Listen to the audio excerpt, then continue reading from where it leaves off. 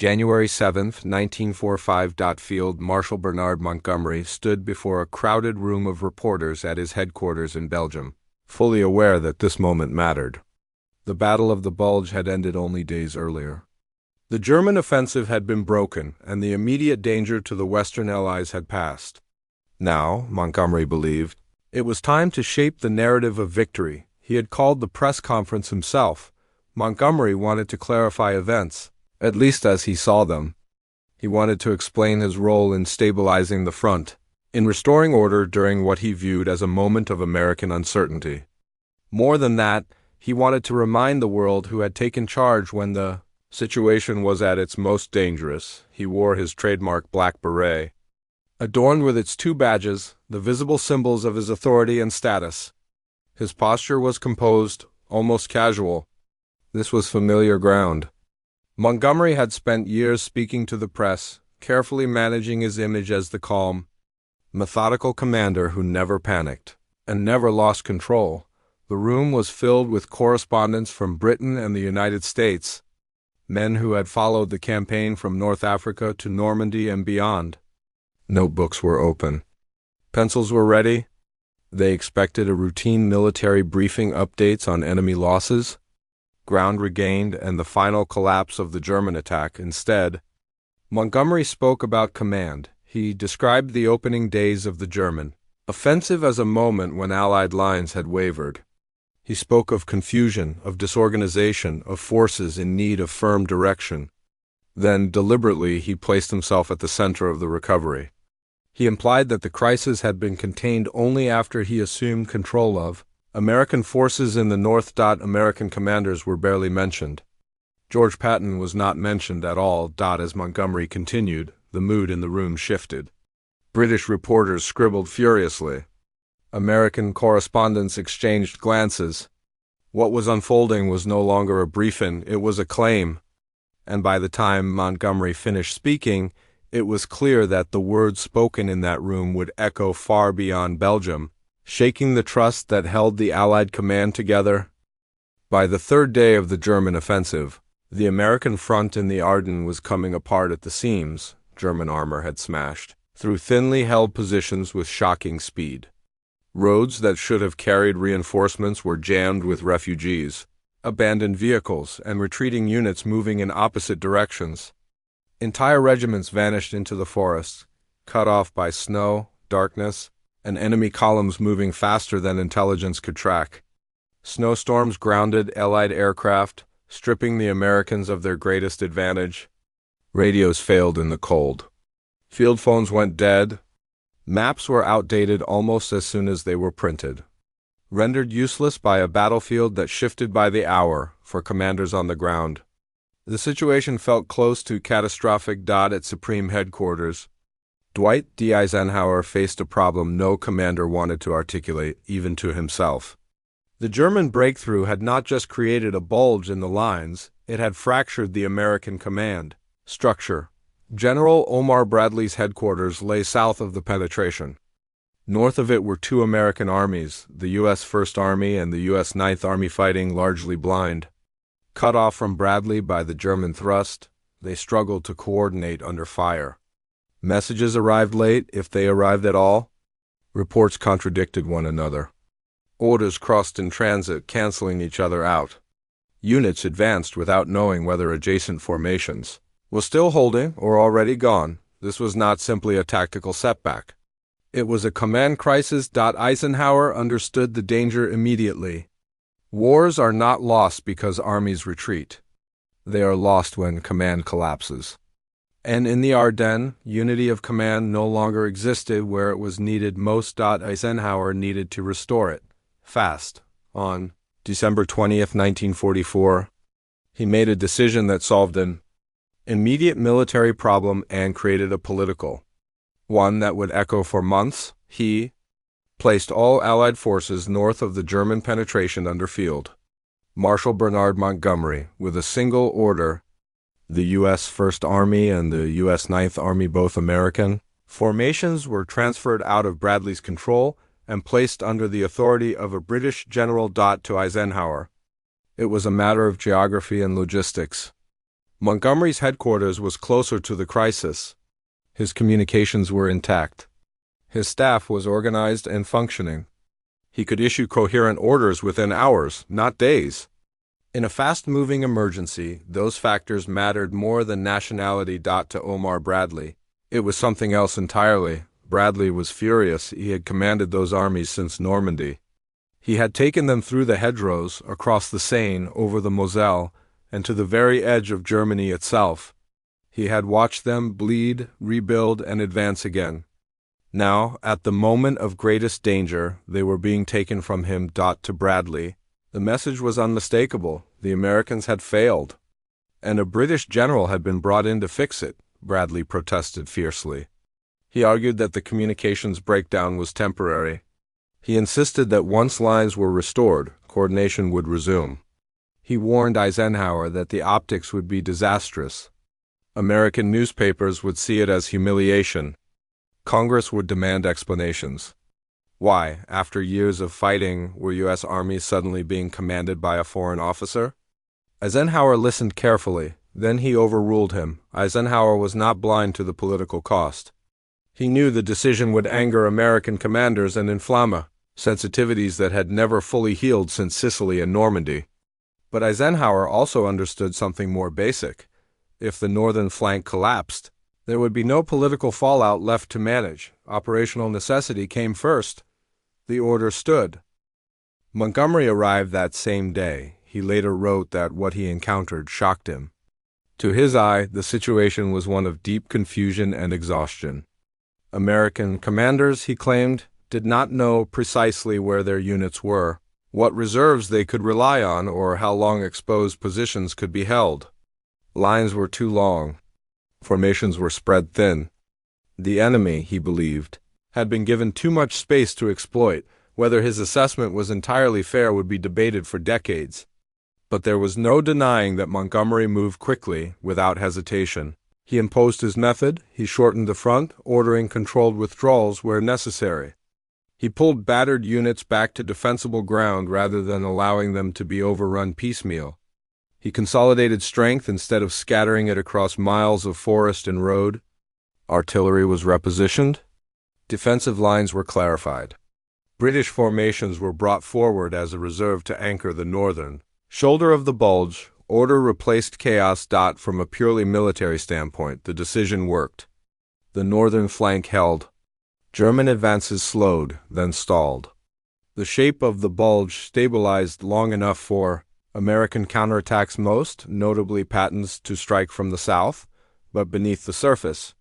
Something more volatile had been planted. Montgomery's assumption of command did not feel temporary to many Americans. It felt symbolic. It felt like a verdict, and Montgomery's manner, confident, declarative, unapologetic, did little to soften the blow. His private assessments would later become public claims, and what had been an emergency measure would soon be portrayed as a personal triumph. The decision Eisenhower made on December 20th saved a front. It also set the stage for one of the most explosive controversies of the war, because in coalition warfare, winning battles is not enough.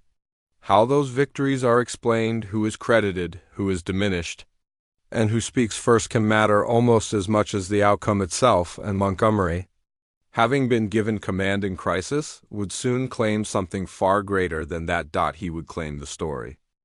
While Bernard Montgomery stabilized the northern shoulder of the Bulge, the decisive blow came from the south. General George S. Patton had anticipated the crisis days before it erupted. Long before German armor burst through the Ardennes, Patton had warned his staff that a winter offensive was possible. He had demanded contingency plans, insisted routes be surveyed, and ordered fuel stockpiled for rapid movement. When the attack finally came, he did not need time to think. The plans were already on his desk within 72 hours.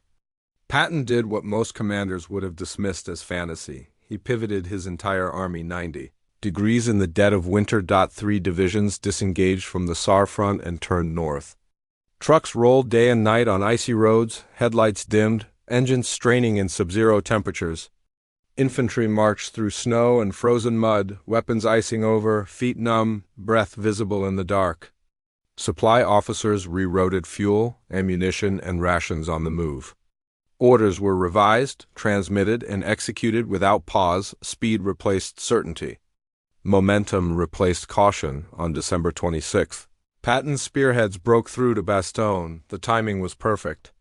German units, already stretched thin, were stunned by the sudden appearance of American armor on their flank. The siege was lifted. Supplies poured in. The defenders held. The German timetable built on the assumption that Bastogne would fall collapsed entirely from that moment on. The offensive was doomed. By early January, American armies were crushing the Bulge from both sides. German formations retreated under constant pressure.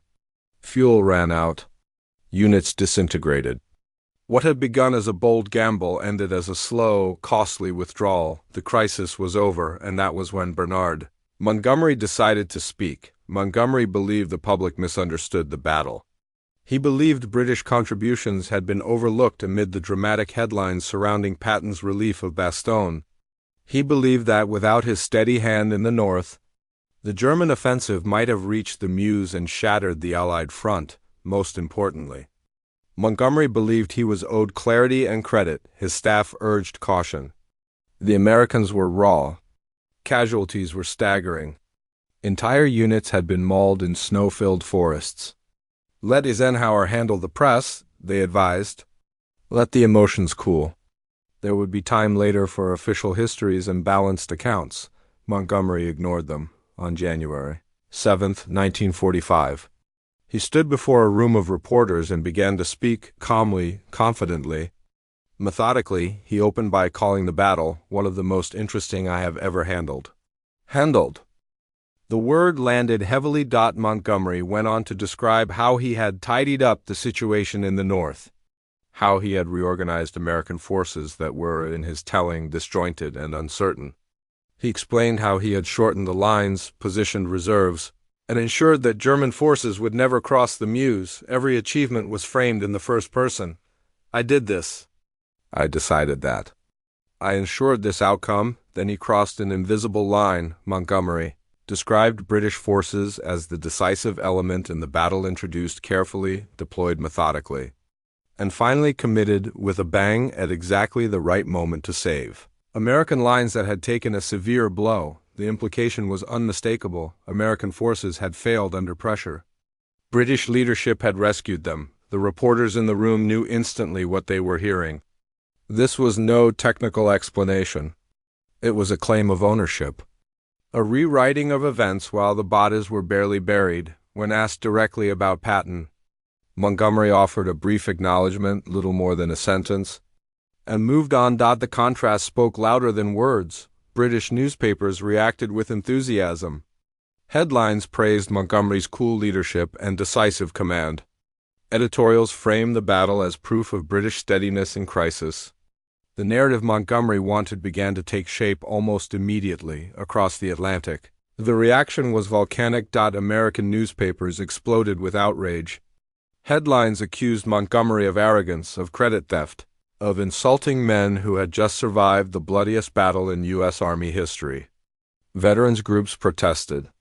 Editorial writers demanded apologies. The sense of betrayal cut deep. At American headquarters, officers read the coverage in silence. Then they became furious. Patton was incandescent. Bradley was enraged. Even Eisenhower, normally diplomatic to a fault, was livid. He understood the fragile nature of coalition warfare, and Montgomery had just driven a wedge straight through it. This was no longer about ego. It was about trust. American soldiers had held the line in the Ardennes when collapse was possible. They had fought surrounded, frozen, and outnumbered. They had counterattacked with speed and ferocity. And now, in the telling of their ally, they were reduced to supporting characters in their own battle. Montgomery would later insist he had been misunderstood, that his words were taken out of context, that he had meant no insult. But context mattered less than timing. He had spoken when the wounds were still open. The battle for the Ardennes had been won with blood and movement.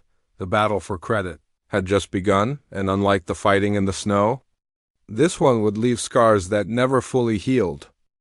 Omar Bradley had tolerated Bernard Montgomery for 2 long years. The condescension, the constant lectures, the endless jockeying for recognition. The feeling that British command viewed American generals not as equals, but as apprentices still learning the rules of modern warfare.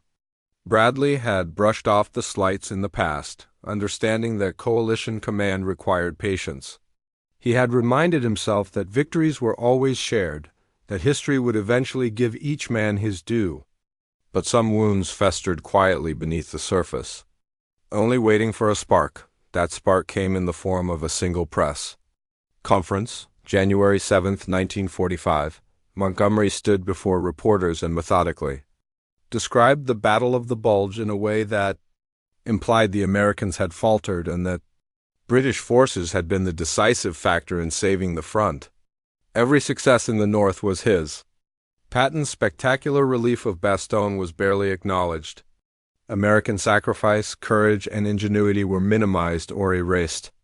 It was not just arrogance, it was a public claim of ownership over victories that had been bought with American blood. Bradley's patience broke. He sat down at his desk, the pen heavy in his hand, and began drafting a letter of resignation. He would not serve under a man who appropriated American victories, who rewrote the record while soldiers were still recovering from battle. This was not merely a clash of egos, it was a challenge to American honor, to the legitimacy of the U.S. Army, and to the fragile trust that held the coalition together. His senior commanders agreed. If Bradley resigned, others would likely follow. The chain of command risked collapse. Allied unity, already strained by months of brutal fighting, stood on the edge of fracture. When Eisenhower learned what was happening, he understood the gravity immediately. This was no longer a question of personal pride or professional rivalry. This was about the survival of the alliance itself. The fragile coalition between Britain and the United States could not endure a rupture at the highest levels of command, not when the war in Europe was still raging. Eisenhower acted swiftly. He begged Bradley for time. 48 hours, he said. Let him handle it. Let him explain. He promised he would fix the situation. Bradley, loyal to the cause and to his men, reluctantly agreed to delay formal resignation. Then Eisenhower turned his attention to Montgomery. He summoned the British Field Marshal for a private conversation. Montgomery, in his usual self-assured manner, was genuinely surprised. "I praised the Americans," he insisted. "I said it was a great Allied victory. Why is everyone upset?" Eisenhower explained. He described the tone, the emphasis, the implication that Americans could not manage without British oversight. He stressed that the language, intentional or not, had been perceived as diminishing the U.S. Army's role in a battle they had fought and won through courage and sacrifice. Montgomery listened, agreed to issue a clarification, and yet never fully grasped the depth of the outrage. To him, it was a matter of phrasing, not of principle. He could not comprehend that in coalition warfare, perception often carries as much weight as reality. Meanwhile, Winston Churchill understood immediately. On January 18th, he stood before the House of Commons and delivered a speech designed to repair the damage. He praised American leadership. He highlighted American sacrifice. He made it explicitly clear that the Battle of the Bulge had been overwhelmingly an American achievement, and that British contributions, though significant, had been supportive rather than decisive. Churchill understood the politics of alliance as intimately as the strategy of war. The damage had been slowed, but it did not disappear entirely. Montgomery's clarification satisfied few. The Americans remained wary. His credibility with Allied commanders had been eroded. What had been a routine press briefing had turned into a political crisis. Bradley only withdrew his resignation after Eisenhower gave a firm promise. Montgomery would never again command American forces except in the most extreme emergencies. That guarantee restored some measure of trust, but it reshaped the final months of the war. Montgomery's influence at the highest level of Allied command was permanently curtailed. Decisions requiring multinational coordination would now be carefully managed to avoid a repeat of the public spectacle. Montgomery, for all his brilliance and experience, never fully regained the trust of his American allies. His reputation, which had been solidified by victories in North Africa and Sicily, was tarnished in the eyes of U.S. commanders. One press conference, meant to assert authority and clarify achievements, had instead created lasting friction. The lesson was unmistakable. In coalition warfare, victory is not measured solely on the battlefield. How triumph is framed, who is credited, and how words are perceived can shape alliances as decisively as any maneuver. One speech could threaten the unity of forces that had fought together through some of the most dangerous months of the war. By the time the Ardennes campaign concluded, the alliance had survived, but it had done so with a scar. Trust, once shaken, takes time to rebuild. And in the careful orchestration of coalition command, even the most skilled generals must remember that politics, perception, and partnership are as crucial as strategy, movement, and firepower. The Montgomery press conference had proven it. One moment, one statement, could have derailed the entire Allied war effort. And though the armies went on to victory, the echo of that fragile moment lingered, a reminder that personal pride and public perception can be as deadly as any enemy offensive.